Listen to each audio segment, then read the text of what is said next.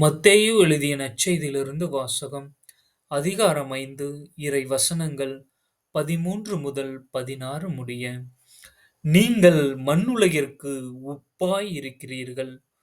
உப்பு உவப்பற்றுப் போனால் எதைக் கொண்டு அதை உவப்புள்ளதாக்க முடியும்? அது வெளியில் கொட்டப்பட்டு மனிதர்களால் மிதிபடும். வேறு ஒன்றுக்கும் உதவாது. நீங்கள் உலகிற்கு ஒளியாய் இருக்கிறீர்கள். மலைமேல் இருக்கும் நகர் மறைவாய் இருக்க முடியாது. எவரும் விளக்கை ஏற்றி மரக்காலுக்கு கீழ் வைப்பதில்லை. மாறாக விளக்குத் தண்டின் மீதே வைப்பர். அப்பொழுதுதான் அது வீட்டிலுள்ள அனைவருக்கும் ஒளி தரும். இவ்வாறே உங்கள் ஒளி மனிதரின் முன் ஒளிர்க. அப்பொழுது அவர்கள் உங்கள் நற்செயல்களைக் கண்டு உங்கள் விண்ணகத் தந்தையை போற்றிப் புகழ்வார்கள். ஆமென்.